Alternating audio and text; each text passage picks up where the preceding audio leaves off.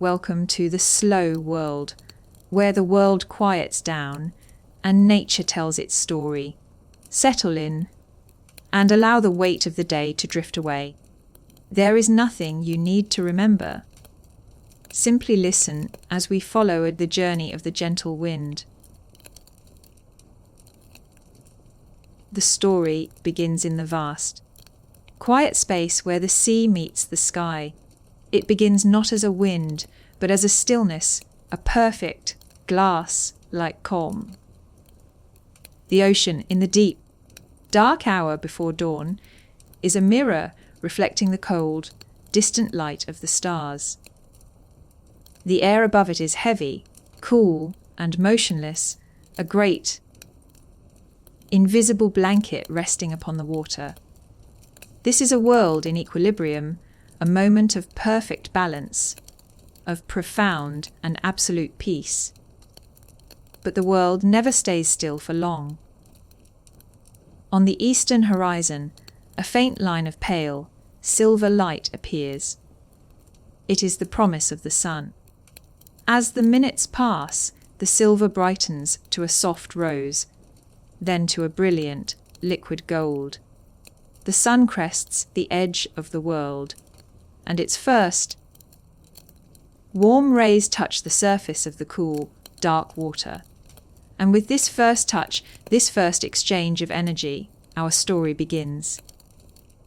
The air, warmed by the new sun, begins to change.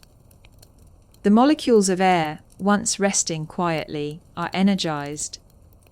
They begin to move, to spread out, to rise. This newly warmed air, now lighter and less dense, begins a slow, majestic, and invisible ascent. As it rises, it creates a space, a gentle, low pressure void, and the cooler, denser air from the surrounding, still, darkened parts of the ocean begins to move in to fill this space. It does not rush. It slides, it flows, it sighs. This movement, this gentle, horizontal flow of air from a place of high pressure to a place of low pressure is the birth of the wind. It is born without a sound, without a name. It is, at first, just a breath, a subtle stirring of the atmosphere. It is not yet a wind, but a breeze, the gentlest of all movements. It is the ocean exhaling under the warmth of the sun. It has no body, no form, but it has a presence. Its first act is to touch the surface of the water. The perfect, glassy mirror of the sea is broken by its touch. It creates a texture, a pattern of tiny, almost invisible ripples, like the finest watered silk. These are the first cat's paws, the first sign that the air is alive and moving. The breeze is cool and carries the pure, clean scent of the open ocean, a mixture of salt, water, and distance. It carries the memory of the night's coolness, but it is propelled by the promise of the day's warmth. It is a creature of contrasts, born in a moment of change. It has no mind, no will of its own. It is simply a consequence of physics, a part of the Earth's great thermodynamic engine. But it feels like a living thing, a gentle, invisible spirit awakening over the vast, empty canvas of the sea. It is pure, fresh, and new. Its journey has just begun. As the sun climbs higher, its warmth spreading across the surface of the ocean, the gentle breeze grows steadier, more confident. It is a young wind now, with a purpose and a direction, flowing from the cooler regions toward the ever-warming equator. Its dance with the sea becomes more intricate, more dynamic. The tiny ripples it first created are now caught and pushed, gathering energy, growing into small, distinct wavelets. The surface of the ocean is no longer smooth, but a beautiful, complex pattern of moving light and shadow. The wind moves over these wavelets, its touch shaping them, giving them form. It learns the rhythms of the ocean. It glides up the gentle, dark blue slope of a rising swell, a long, slow wave born from a distant storm. It crests the top, where the water is a brilliant, translucent turquoise, and for a moment it seems to hang in the air, carrying with it a fine mist of salt spray, tiny, invisible droplets that catch the sunlight like a million microscopic rainbows. Then it slides down the other side into the dark, quiet trough, only to be lifted by the next swell. It is a slow, hypnotic, endless rhythm, a dance that has gone on for eons. The wind is not alone in this vast, blue world. It encounters life. A great, wandering albatross, a master of the ocean winds, appears on the horizon. Its enormous, slender wings are held open, almost motionless. It is not flapping, but soaring, using the power of the wind with an effortless, breathtaking skill. The wind lifts the bird, supporting its weight, allowing it to travel for thousands of miles with barely a beat of its wings. The bird and the wind are partners, two travelers on a shared journey. The wind dips lower, closer to the surface. It catches the spray from a pod of leaping dolphins. They're sleek, grey bodies arsing through the air in a display of pure, unbridled joy. It carries the sound of their clicks and whistles, their complex, mysterious conversation. It finds a small, solitary sailboat, its white sails full and curved, a perfect canvas for the wind's power. The wind pushes against the sail, propelling the small vessel silently across the water. It plays with the ropes, making them hum a low, resonant note. It is a gentle, helpful, and unseen hand. The wind carries scents. It carries the faint, fishy smell of a school of sardines, schooling near the surface. It carries the rich, organic scent of a great raft of seaweed, drifting on the currents. It is a messenger, a carrier of news and information. In a world that is mostly silent, the wind is a sculptor of clouds. High above the ocean, it gathers invisible water vapor, the ocean's breath, and shapes it into form. It pulls and stretches the clouds into long, wispy, feathery shapes. Cirrus clouds, made of ice crystals, so high they seem to belong to the edge of space. It herds other clouds into the great, puffy, cotton-like masses. Cumulus clouds that drift like slow, white ships across the deep blue of the sky. The wind has no destination, only a direction. It flows, it moves, it interacts. It is the breath of the ocean, the invisible force that connects the water and the sky. It is a story of constant, gentle motion, of a power that is never seen, only felt as it dances its slow, beautiful, and endless dance with the great blue sea. After a long journey across the open, empty expanse of the ocean, the wind begins to sense a change. The air, which had carried only the clean, simple scent of salt and water, now holds a new and complex fragrance. It is the scent of land, the rich, loamy smell of damp earth, the green, living scent of growing things, the faint, dry perfume of sun, baked sand. On the horizon, a low, dark line appears. It is the coast. The wind, which has known only the yielding, fluid surface of the water, is about to encounter a new world, a world of solid, unmoving things. It is a moment of profound transformation. The wind makes landfall. Its first touch is on a wide, sloping beach of pale, golden sand. The sand, which appears solid, is made of countless tiny, individual grains. The wind, as it flows over the beach, lifts the finest, driest grains of sand and makes them dance. They skitter and swirl across the surface in intricate, flowing patterns like a low, lying mist of gold. This is the wind's first act of sculpting the land, a slow, patient, and gentle form of erosion. It moves up the beach, its energy slowing as it encounters the friction of the solid ground. It reaches the dunes, great, rolling hills of sand, held in place by the tough, resilient roots of sea oats and other coastal grasses. Here, the wind's voice changes. It is no longer the open, sighing sound of the ocean breeze. As it moves through the long, thin, flexible blades of the grasses, it makes a new sound, a soft, dry, rustling, whispering sound. Shwa.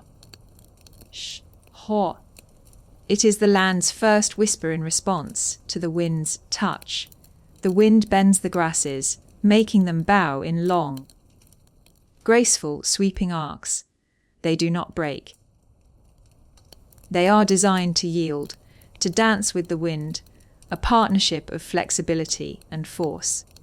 The wind carries the cry of a seagull, a sharp, plaintive, lonely sound as it soars on an updraft created by the rising slope of the dunes.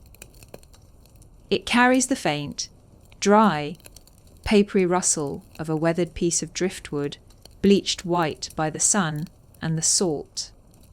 It moves past the dunes and enters a coastal grove of windswept trees. These trees are different from the trees of the deep forest. They are gnarled, twisted, and sculpted by a lifetime of wrestling with the salty wind.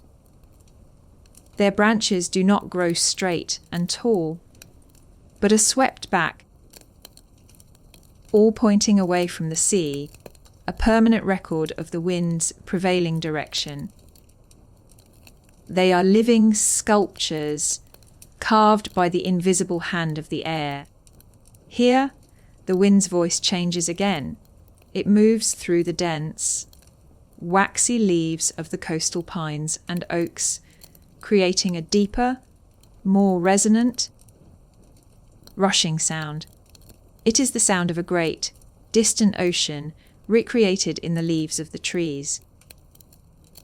The wind, which was so pure over the ocean, is now gathering the character of the land.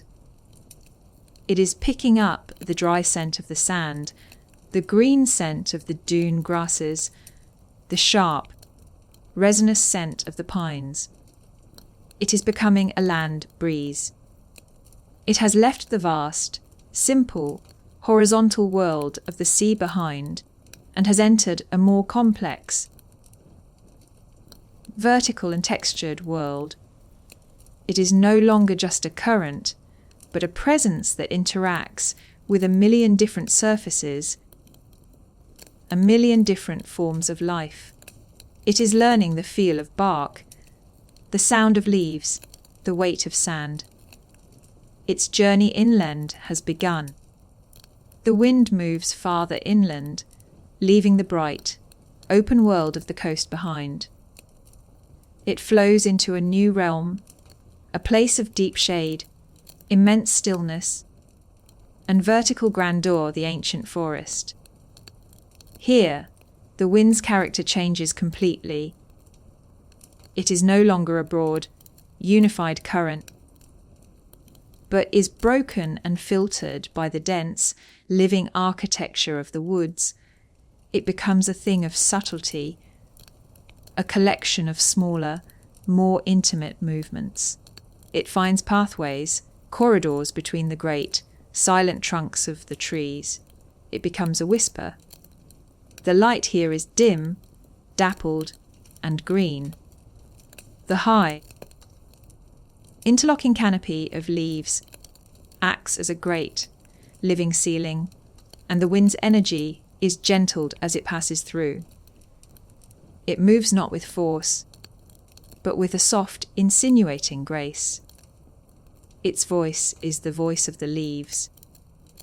It is a million tiny, individual sounds that merge into a single, cohesive whole.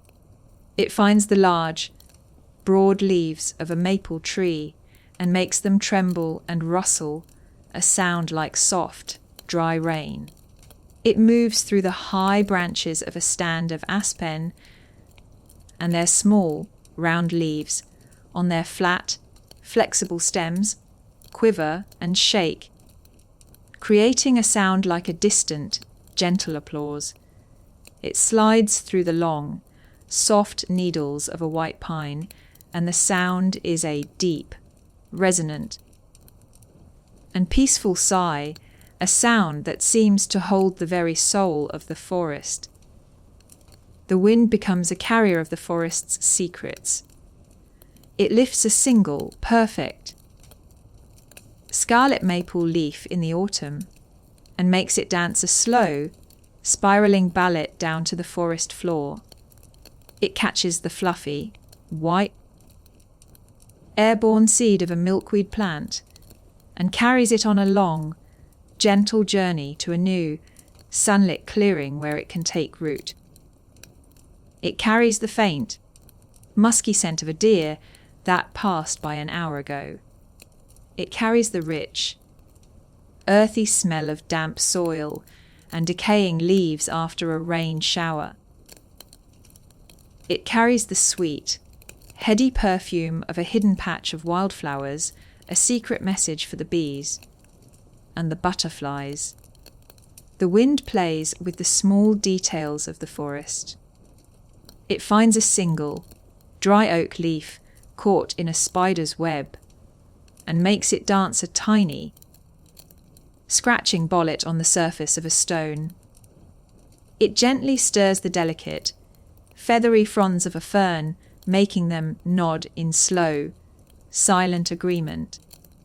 It catches the smoke from a distant campfire, your campfire, and pulls it into a long, thin, blue, grey ribbon, dispersing its comforting, woody scent throughout the woods. The wind in the forest is a gentle, invisible gardener. It helps to spread the pollen of the great trees, ensuring their future. It helps to topple old, dead branches, making way for new growth on the forest floor below. It helps to dry the damp leaves after a rain, preventing the spread of fungus and mould. The wind moves through the forest, a slow, observant traveller. It feels the rough, corrugated texture of an oak's bark. It feels the cool, smooth surface of a birch tree. It feels the deep, cool air in the shaded hollows where moss grows thick and green.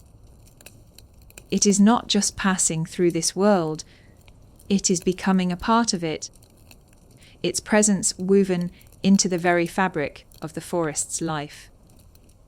It has travelled far from its birthplace over the open ocean.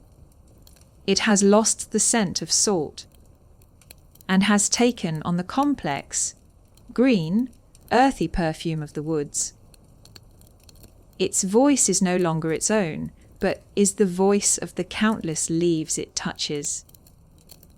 It has learned the lessons of the forest, the beauty of complexity, the value of shelter, and the profound peace of a deep and shaded stillness. The wind emerges from the dense, enclosing embrace of the forest, and flows into a new world, a landscape of vast, open space and endless sky. The Great Plains. Here there are no great trees to block its path, no steep valleys to channel its flow. The wind is free. It reclaims its identity as a great, unified, and powerful current stretching from horizon to horizon. The land is a sea of grass. Tall, wild prairie grasses, their roots deep in the rich, dark soil, their seed heads heavy and golden in the late summer sun. Here, the wind finds its grandest voice, its most magnificent expression. It moves through the sea of grass, not as a whisper, but as a great, deep, rushing song. It is a sound that is both immense and intimate. From a distance, it is a low, constant roar, the sound of the world breathing. Up close, it is the sound of 1,000,000 individual blades of grass, each one rubbing against its neighbour, creating a soft, dry, hissing music. She, ha ha. The wind creates waves on the land. As a gust moves across the plain, the tall grasses bend and sway in a fluid, unified motion. A wave of colour and shadow moves across the landscape, making the solid earth seem to rise and fall like the surface of the ocean. It is a beautiful, mesmerizing, and hypnotic sight. The wind is painting with grass, its brushstrokes a mile long. The wind is a carrier of life on the plains. It picks up the pollen from the grasses and the hardy wildflowers. The purple coneflowers, the bright yellow sunflowers, the blue asters, and carries it for miles, ensuring the genetic health and diversity of the prairie. It carries the seeds of the cottonwood trees that grow along the rare, winding streams, their fluffy, white parachutes drifting on the air for days. The wind plays with the creatures of the plain. It lifts the great, dark wings of a circling hawk, allowing it to hang motionless in the sky, its sharp eyes scanning the grass below for any sign of movement. It rustles the thick, shaggy fur of a grazing bison, bringing it the scent of distant water or the faint, alarming scent of a predator.